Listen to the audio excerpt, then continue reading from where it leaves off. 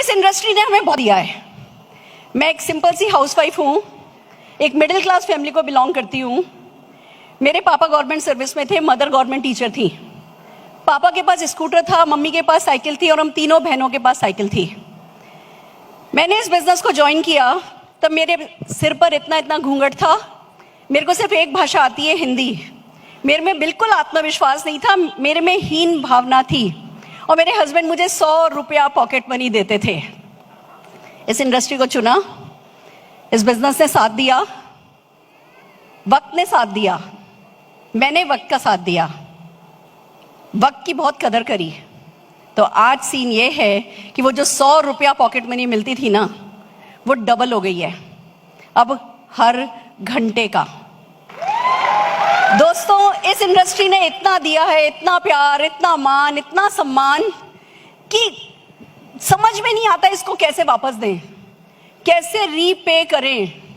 तो जब मौका मिला कि आज कुछ ऐसा कर सकते हो इंडस्ट्री के लिए, कम से कम एक तो हो सकते हो इंडस्ट्री के लिए, कम से कम एक प्लेटफॉर्म पर आकर के जो आपने सीखा है, जो आपके पास मूल मंत्र हैं सफलता के, जो खाली खुद के लिए नहीं आपने आजमाए हैं, जो सैकड़ों लाखों लोगों के लिए आजमाए हैं, कम से कम कुछ गुर तो सिखा सकते हो। कम से कम उस व्यक्ति को वहां से उठा के यहां तक लाने में उसकी मदद तो कर सकते हो। इसलिए मैं आज यहां आई हूं। दोस्तों, सफलता बाय चांस नहीं मिलती।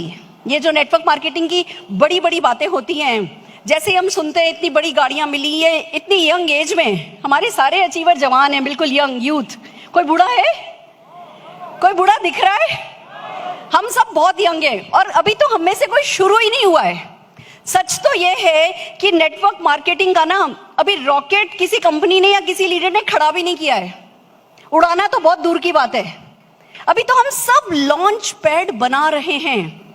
अगर इस समय हमने अपने वक्त की कदर कर ली और इस समय हमने इस इंडस्ट्री की ताकत को समझ करके और सिस्टम में अपने आप को ढाल लिया, तो जहां हम जाएंगे और जहां हम अपने देश को ले जाएंगे, उसका सचमुच अंदाजा इस हॉल में बैठे किसी भी व्यक्ति का होना भी बहुत मुश्किल है।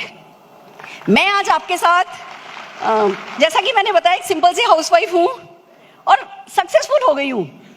हालांकि डॉक्टर हूं बाय क्वालिफिकेशन, मैंने अकाउंटिंग में पीएचडी करी है, पर जब लोग मुझसे पूछते हैं आपने ये सब कैसे किया, तो मेरे पास एक ही जवाब होता है, दिल से।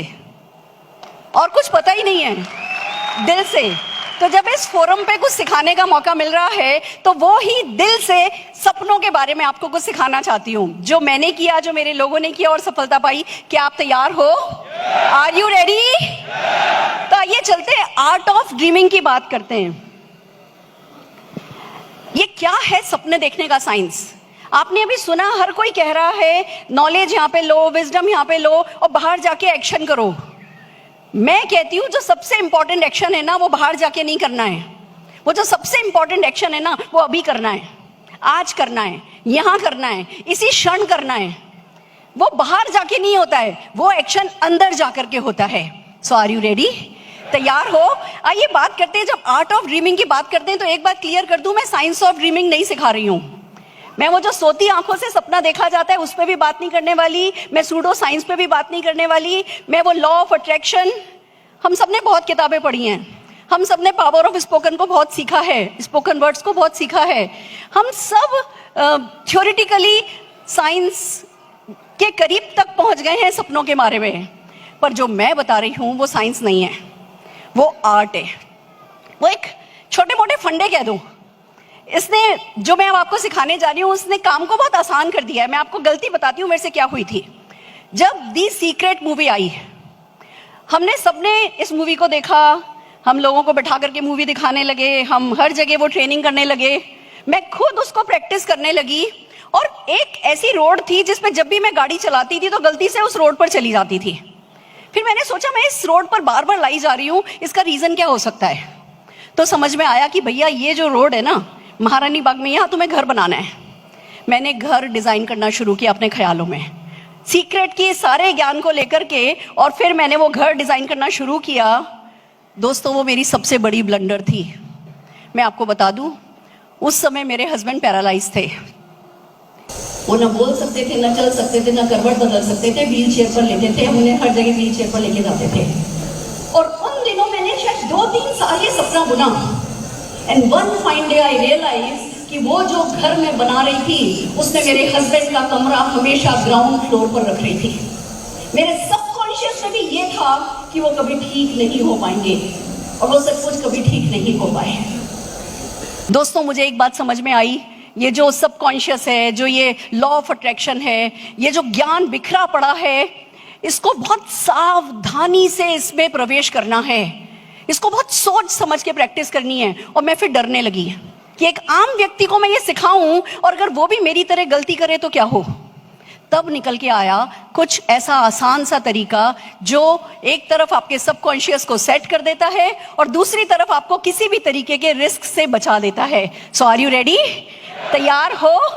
जब हम आर्ट ऑफ ड्रीमिंग की बात करते हैं तो सबसे पहले बात आती है कि ड्रीम क्या है?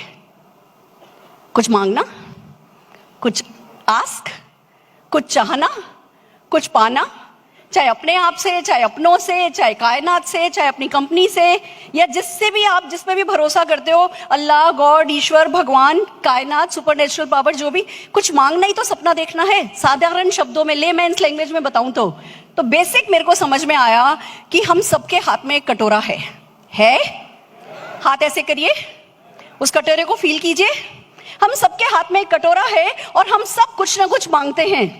पॉइंट ये है कि किसका कटोरा कितना बड़ा है, किसका कटोरा कितना खाली है, और किसका कटोरा कितना रॉयल है। रॉयल तो first thumb impression, first thumb rule है, आपका कटोरा बड़ा होना चाहिए। अगर छोटा मांगोगे तो देने वाला देगा क्या? फिर आप लाइन में कहीं पीछे खड़े होगे। पहले बारी आती है बड़ा मांगने वालों की। तो सबसे पहली बात, अपना कटोरा बड़ा सा हो। दूसरा, खाली हो। अगर आज 1 घंटे का या 1 सेकंड का 100 रुपया कमा रहे हो और अकड़ गए, जकड़ गए, घमंड आ गया, मैं तो कहीं पहुंच गया, अगर आपका कटोरा खाली नहीं है तो उसमें करोड़ों रुपया आएगा नहीं। अगर मैं 75 लाख पे अकड़ जाऊं तो क्या 7.5 करोड़ रुपया पर मंथ कमा पाऊंगी? नहीं। तो हमें एक तरफ अपना कटोरा बड़ा रखना है, दूसरी तरफ खाली रखना है, और तीसरी सबसे बड़ी बात, उस कटोरे को रॉयल रखना है। फेथ, जब आप मांग रहे हो ना तो वो फकीर की तरह नहीं मांगना है। मांगना है तो एक देता की तरह, दाता की तरह मांगना है कि बस जो भी आने वाला है वो देने ही वाले हो। जब मांगना है तो आस्था के साथ मांगना है कि मैं तो मांग रहा हूं, वो तो दे ही देगा। जो मुझे चाहिए वो तो आ ही जाएगा, जो मैं पाना चाहता हूं वो तो मिल ही जाएगा, जो मैं पहुंचना चाहता हूं वो तो हो ही जाएगा। इस आस्था के साथ अपनी वैल्यूज को फॉलो करते हुए कटोरा हाथ में रखना है। मैं फिर से कहती हूं, राइट रॉन्ग नेटवर्क मार्केटिंग का अभी बना नहीं है, अभी बन रहा है। पर फिलहाल आपको कम से कम इतना करना है कि जो आपके पेरेंट्स ने और जो पंचतंत्र की कहानियों ने आपका राइट एंड रॉन्ग डिसाइड किया है, उस राइट और रॉन्ग को फॉलो करो। जो आपकी डेफिनेशन कहती है राइट है वो करो, जो आपकी डेफिनेशन कहती है रॉन्ग है वो मत करो। लालच में आओ नहीं, आलस में पड़ो नहीं। जो आपको लगता है सही है, और अब सिखाया जा रहा है, लगातार सही गलत सिखाया जा रहा है, अनएथिकल नहीं होना है, जुगाड़ नहीं करना है, मैनिपुलेशन नहीं करना है, लॉन्ग टर्म सोचना है। नेटवर्क मार्केटिंग के संस्कार अभी डाले जा रहे हैं, ये संस्कार फॉलो कीजिए, उसको कहते हैं रॉयल होना। सो आर यू रेडी? आपके हाथ में कटोरा है, बड़ा है, खूबसूरत है, खाली है और रॉयल है, फेथ है, फैंटास्टिक। ये बेसिक इंपॉर्टेंट चीज है। देखिए, एक प्यारी सी बात बताती हूँ आपको। मैंने अभी कहीं पढ़ा था, अगले 5 साल में Indian direct selling industry $1 trillion की हो जाएगी। 70 लाख करोड़ रुपया सबके लिए है, सबके लिए सब कुछ है, कोई मारामारी नहीं है, किसी को किसी चीज की कमी रहने वाली नहीं है। और जब 70 लाख करोड़ की होगी, उसमें से 40% भी बटा तो 28 लाख करोड़ रुपया आप लोगों में और हम लोगों में ही बटेगा। बटोर बटोर के थक जाओगे। इसलिए किसी भी तरीके की मारामारी सोचने की भी जरूरत है नहीं, किसी तरीके का शॉर्टकट लेने की जरूरत है नहीं। नेटवर्क मार्केटिंग अपने आप में एक शॉर्टकट है। अगर उसके आगे हम शॉर्टकट लेने की सोचेंगे तो फिर तो गड़बड़ हो जाएगी। तो इस शॉर्टकट को रिस्पेक्ट दीजिए। और ये जो 70 लाख करोड़ की इंडस्ट्री होने वाली है, you know what is the good news? अभी जो टर्नओवर हो रहा है डायरेक्ट सेलिंग इंडस्ट्री का, उसका 79% 10 कंट्री कर रही हैं, और उन 10 कंट्रीज में इंडिया का नाम नहीं है।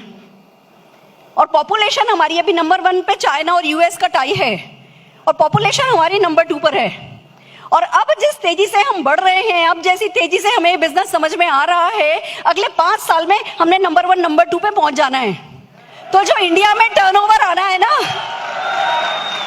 जो इंडिया में टर्नओवर होना है, और जो ये करने वाले सामने बैठे हैं ना, आपकी 5 उंगलियां घी में और आप खुद कढ़ाई में हो। सो आर यू रेडी? तैयार हो?